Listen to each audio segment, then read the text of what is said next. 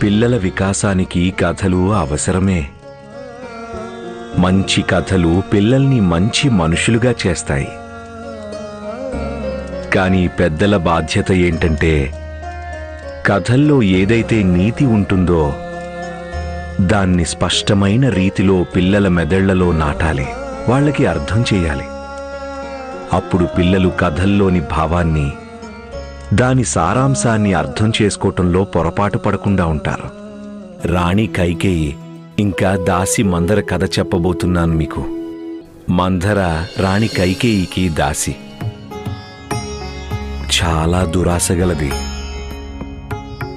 అంతఃపురంలో తన పరపతి పెరగాలని కోరుకుంది. అది ఎప్పుడు సాధ్యమవుతుంది? రాణి కైకేయి రాజమాత అయినప్పుడు. కానీ రాజమాత మహారాణి కౌసల్య అవ్వబోతుంది. ఎందుకంటే నియమానుసారం కౌసల్య కుమారుడైన శ్రీరాముడికి పట్టాభిషేకం జరగబోతుంది. అందువల్ల మంథర కోరిక నెరవేరే దాఖలాలు కనిపించలేదు. ఆ కారణంగా ఆమె రాణి కైకేయిని రాముడికి విరుద్ధంగా రెచ్చగొట్టడం మొదలుపెట్టింది. కైకేయి మహారాణి మొదట ఒప్పుకోలేదు. కానీ ఎప్పుడైనా ఒకే మాటని పదే పదే చెప్పడం జరిగితే అప్పుడు దాన్ని నమ్మడం మొదలు పెడతారు. రాణి కైకేయి మీద కూడా మందర మాటల ప్రభావం చూపించసాగాయి. ఆమెకి తనది, తన కుమారుడు భరతుడి భవిష్యత్తు అభద్రతగా కనిపించసాగింది. ఆమె దశరథ మహారాజుతో తనకు ఇచ్చిన 2 వాగ్దానాలని నిలబెట్టుకోమని అడిగింది. వాటిని ఆయన ఎప్పుడంటే అప్పుడు కోరుకోమని చెప్పి ఉంటాడు. రాణి కైకేయి అడిగింది శ్రీరాముణ్ణి 14 సంవత్సరాలు వనవాసం పంపించమని.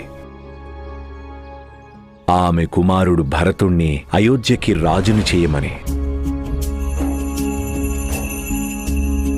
పిల్లలు, ఇప్పుడు చెప్పండి, మీరు ఈ కథలో తప్పు ఎవరిదంటారు?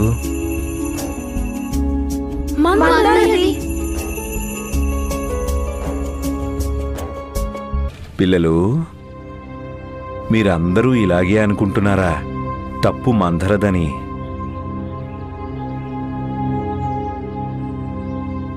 అవును సాయి. కానీ మందర పరాయిది.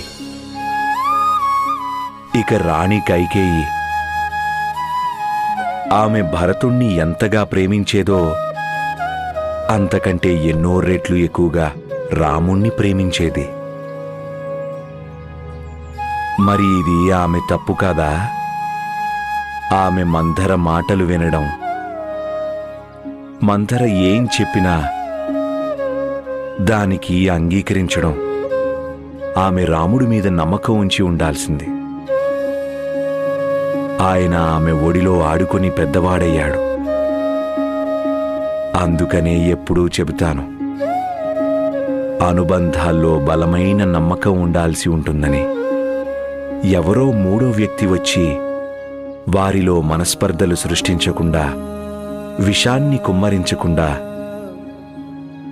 లోకులు ఎంత రెచ్చగొట్టినా సరే మనం మన జీవితంలో ఎప్పుడూ మంచివాళ్ల మీద విశ్వాసాన్ని పదిలంగా ఉంచుకోవాలి. మన ఐక్యతకి, అనుబంధాలకి మధ్య పరాయి వాళ్లని ఎవ్వరినీ రానివ్వడం మంచిది కాదు. మీరు సరిగ్గా చెప్పారు సాయి. మాకు అర్థమైంది.